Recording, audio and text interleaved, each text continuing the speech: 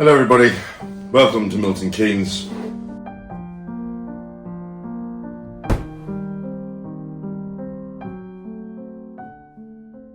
Only the truth will set you free, lies will get you nowhere, and the truth is, I drank a lot last night, and my glasses well, they're broken, aren't they? So, if you see a lot of this, because I can't see and I'm slightly foggy. So I've got a lovely espresso.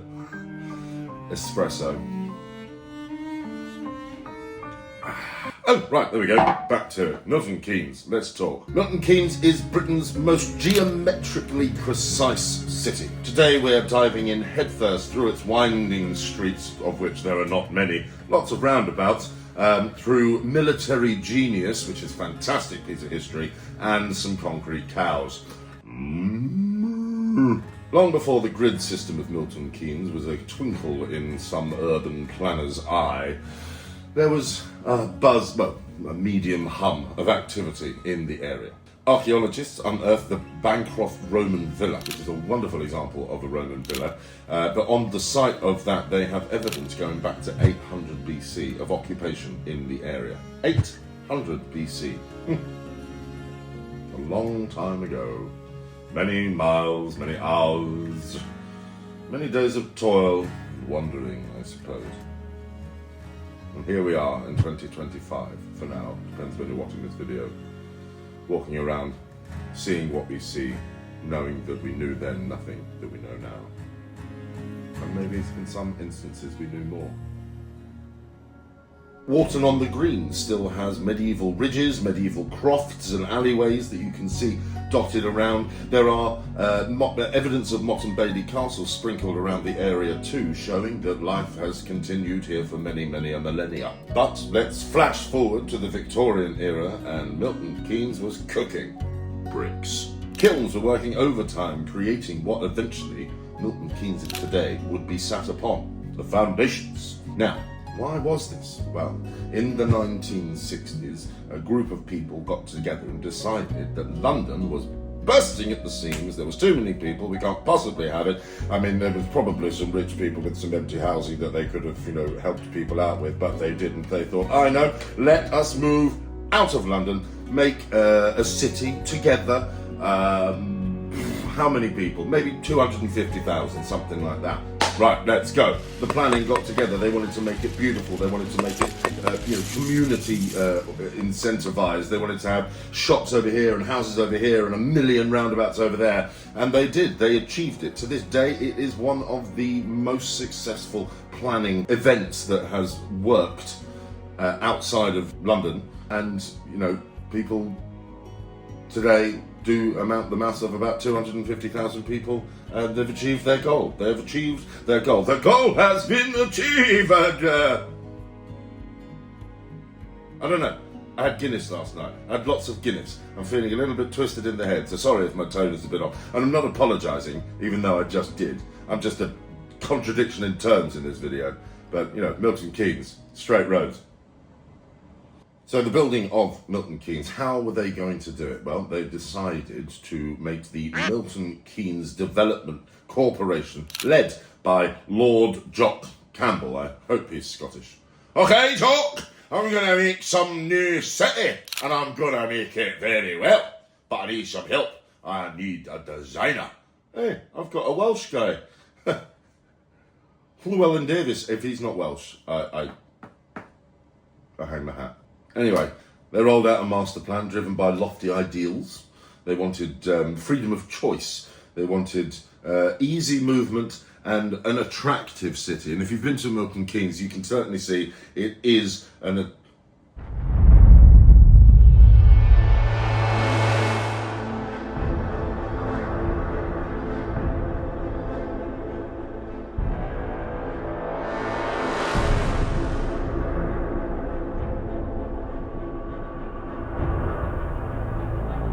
attractive city.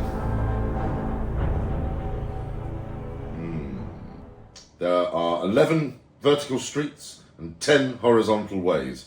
I know in America you have Fifth Avenue, right? And, oh yeah, it's down on 44th and 56th Street. So you got the streets and the avenues. Well, here it's, streets and ways. I don't even know if I'm a practical joke at this point. Feeling the way I feel, talking the way I'm talking right now. It's all, yeah. But if I am a joke, well, no, I'm not a joke. I can be quite serious. I tell you what was a joke, or wasn't. It was more a children's getting together, and a bit of a practical joke, was the concrete cows.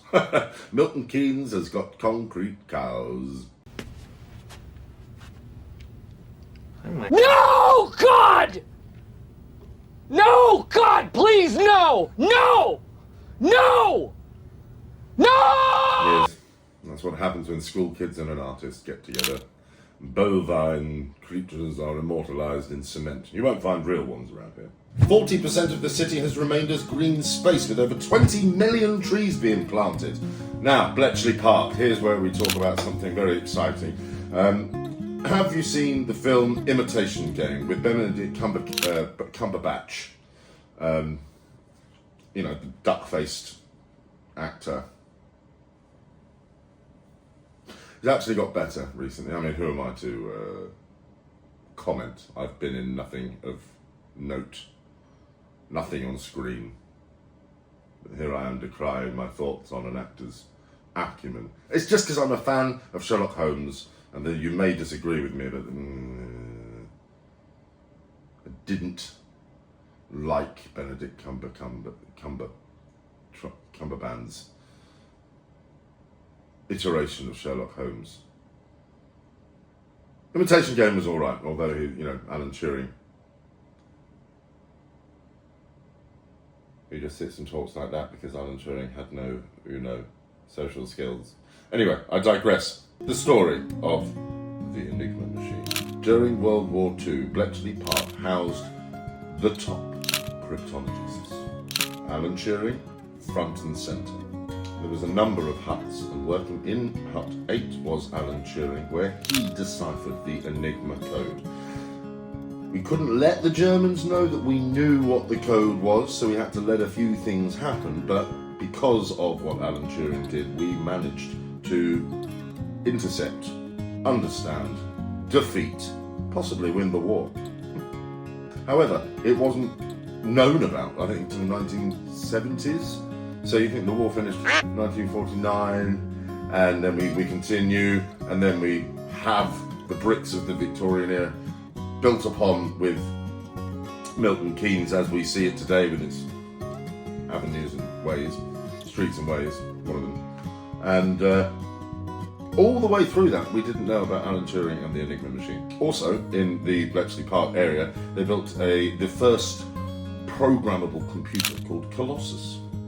The actual crowds of Milton Keynes, wherever they came from, in the outskirts, I suppose, were fantastic. It was a great show, a great week. I've lucked in with the route I took, because there is the stage door. I would not have found that for ages had I gone the other way. So here we go.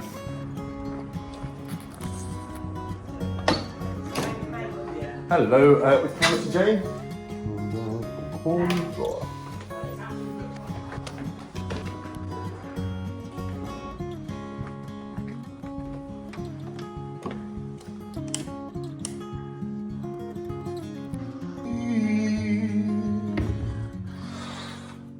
Back to it. Let's do this.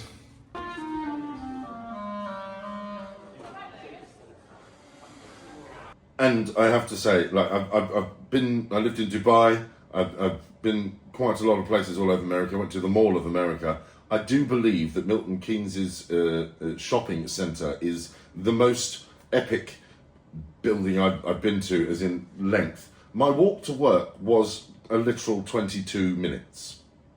20 of them were walking from one end of the shopping centre to the other end of the shopping centre.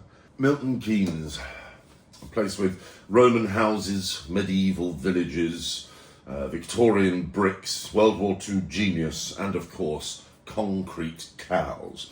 It was a pleasure playing for you, Milton Keynes, and afterwards we move on to a place called Truro, which is down in Cornwall. We shall see you there. Of course, if you are enjoying the videos, if this wayward type of me has pleased your bones, then please do consider liking and subscribing. It helps my soul being liked by people I don't know.